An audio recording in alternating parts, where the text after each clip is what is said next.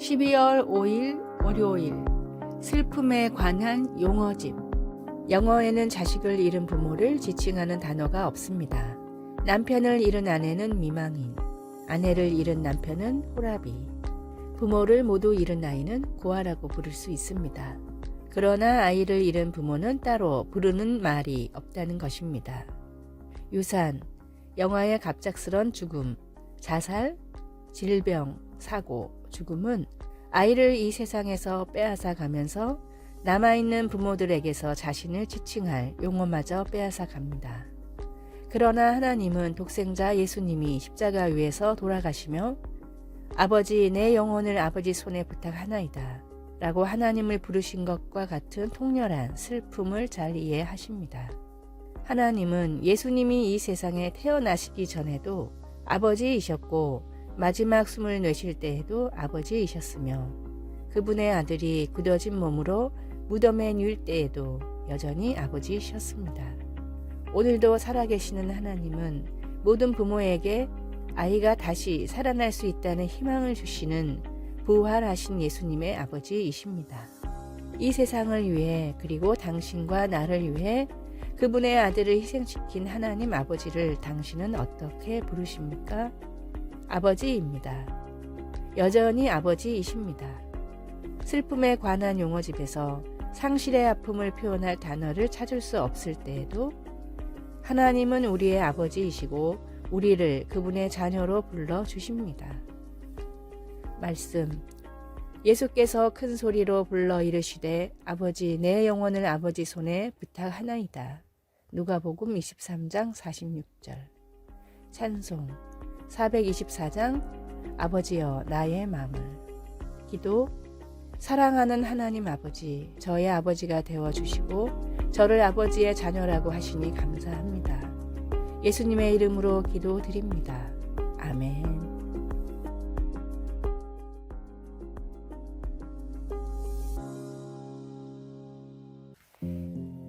12월 6일 화요일 마음을 움직인 $20. 미국 캔자스시티의 사업이 망해서 노숙자가 된 스튜어트라는 남자가 있었습니다. 그는 추운 크리스마스에 도저히 배고픔을 참을 수 없어 식당에 들어가 닥치는 대로 음식을 시켜 먹었습니다. 그리고 지갑을 잃어버린 척 연기를 했지만 누가 봐도 노숙자의 핑계로만 보였습니다. 그러나 이 모습을 딱하게 본 식당의 주방장은 바닥에 당신 돈이 떨어졌다며 $20를 건넸습니다. 주방장은 $20를 주며 내가 떨어뜨린 돈이라고 했지만 난 내 돈 아니라는 걸 알고 있었습니다.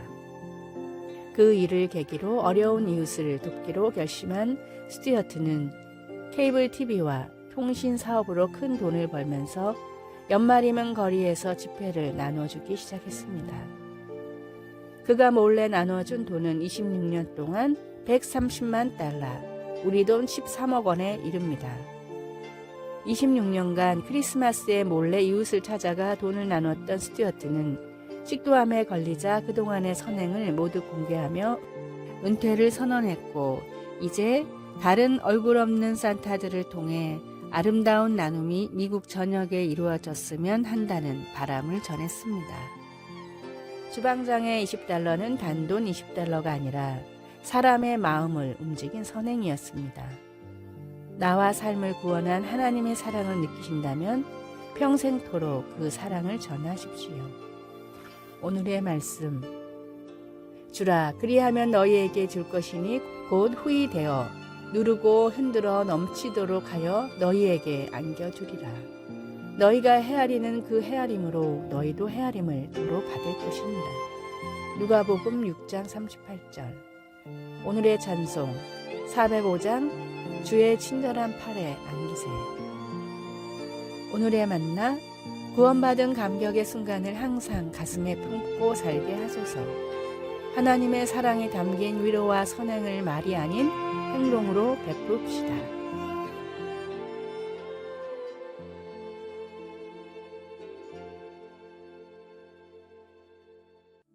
(12월 7일) 수요일, 교회 공동체는 필요합니다.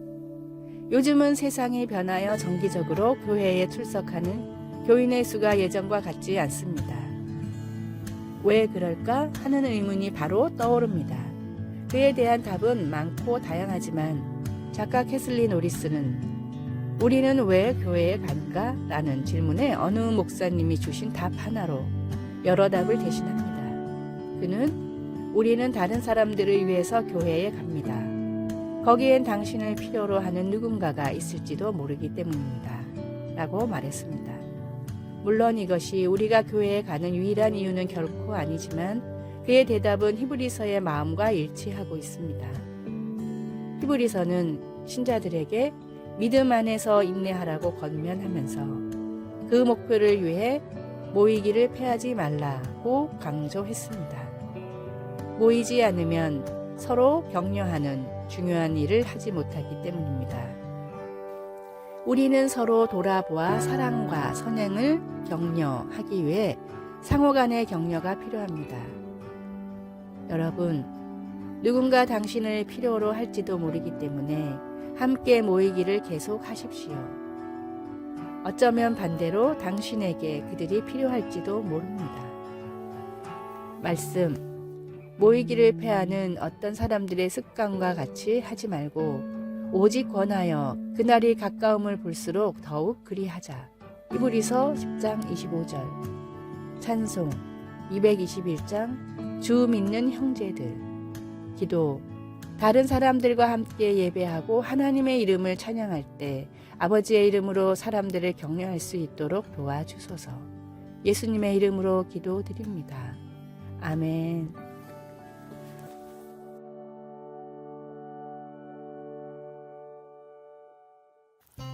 (12월 28일) 목요일. 그리스도인의 자기소개.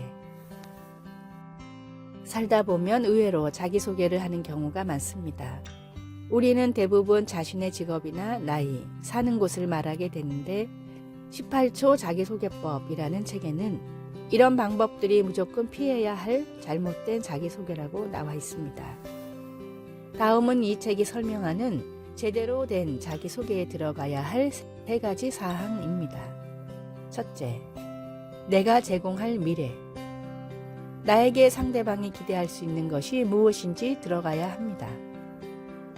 둘째, 실적. 내가 이룬 과거 실적의 토대가 있어야 미래를 설명할 수 있습니다. 셋째, 듣는 이에게 바라는 행동. 내가 듣는 이에게 기대하는 행동이 들어가야 합니다. 한마디로 인상 깊은 자기소개를 하려면 어디에 사는 누구입니다가 아니라 초등학교 때부터 모은 용돈으로 투자를 해서 대학 등록금을 마련한 사람입니다. 저를 뽑아주시면 회사를 위해 최고의 투자 기회를 찾아내겠습니다. 라고 해야 한다는 뜻입니다. 누군가에게 나를 설명할 때 나의 정체성은 무엇입니까? 나의 믿음과 신앙을 나타낼 수 있는, 그리고 복음을 잠시라도 전할 수 있는 최고의 자기소개를 준비하십시오. 오늘의 말씀. 너희는 세상의 소금이니 소금이 만일 그 맛을 잃으면 무엇으로 짜게 하리요? 후에는 아무 쓸데없어 다만 밖에 버려져 사람에게 밟힐 뿐입니다. 마태복음 5장 13절. 오늘의 찬송 620장 여기에 모인 우리. 오늘의 만나. 하나님의 자녀라는 정체성을 잊지 않고 또 세상에 알리게 하소서. 인상 깊은 자기소개를 써봅시다.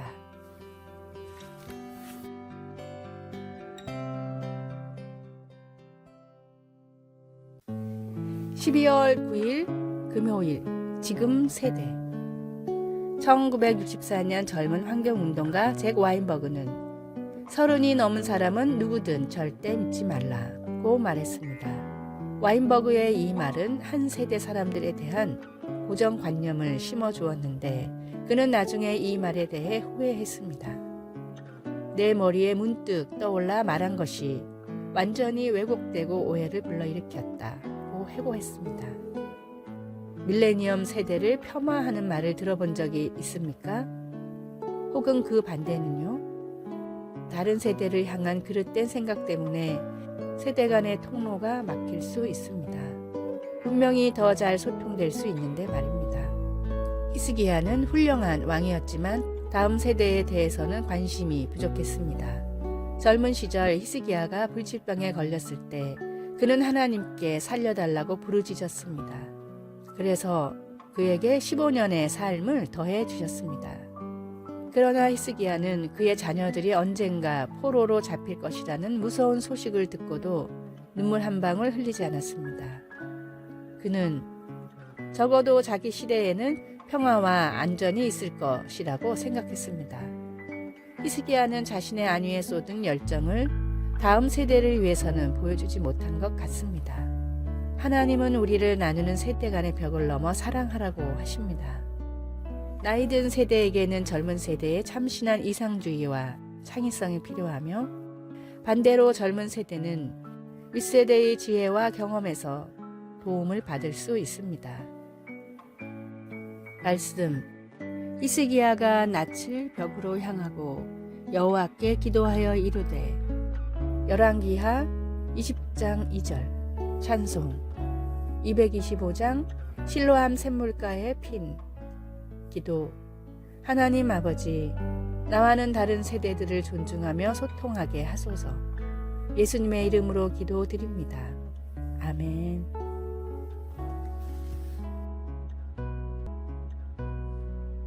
아래의 빨간색 글자 구독을 누르시어 더 많은 전도의 열매를 맺으시기를 기도합니다.